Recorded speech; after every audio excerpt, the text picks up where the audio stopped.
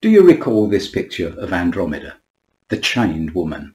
She represents Israel and by extension the church, both parties being subject to worldly authorities for good or ill until the Messiah returns and brings absolute liberty. This is the same woman, Cassiopeia, but now she is freed, delivered and enthroned. She is just alongside Cepheus, the crowned king. The Arabic name is El Sedur, which means the freed. In the ancient Dendera zodiac, she is named Set, which means exactly that, Set.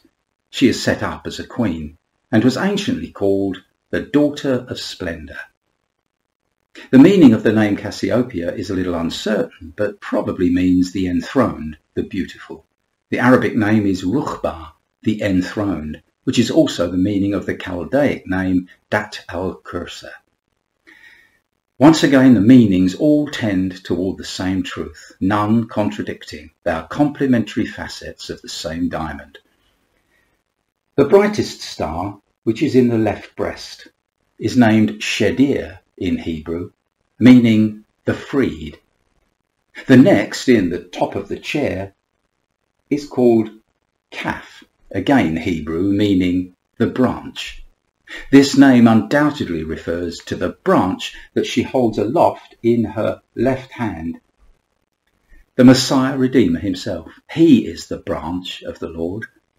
Now what's so interesting is that this remarkable queenly figure acknowledges that her greatness derives from her connection to the branch, which is why she holds it above her head.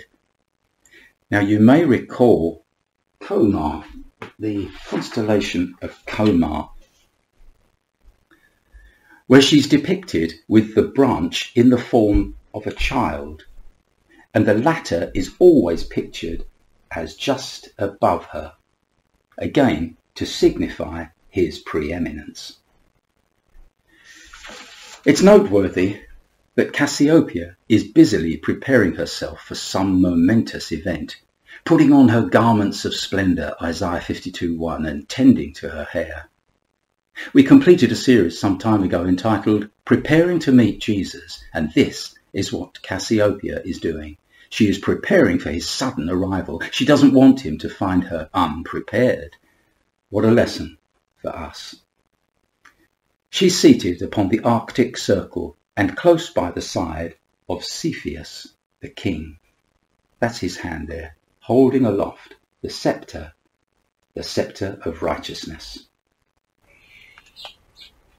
Whether we view this enthroned woman as Israel, the church, or both united in Messiah, she is here enthroned and anticipating her king.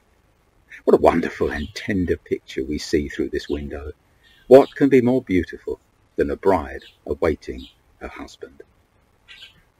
Yahweh is Israel's husband, and the church is the bride of Christ. People have different opinions of the identity of this woman, but it doesn't bother me at all.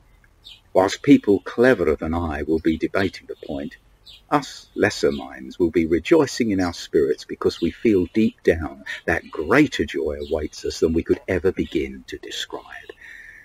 I sometimes think that I can hear the music of heaven in preparation for that great day.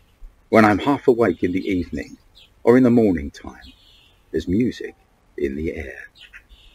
Joy unbounded and the air full of music as Jesus smiles upon his people and introduces them to his Father. As the bridegroom rejoiceth over the bride, so shall thy God rejoice over thee. Isaiah 62 verse 5. I will greatly rejoice in the Lord. My soul shall be joyful in my God. For he has clothed me with the garments of salvation, and he has covered me with the robes of righteousness. As a bridegroom decks himself with ornaments, and as a bride adorns herself with her jewels. For as the earth brings forth its bud, as the garden causes the things that are sown in it to spring forth, so the Lord God will cause righteousness and praise to spring forth before all the nations. Isaiah 61 verse 10 following. The next decan focuses on the destruction of the bride's enemy.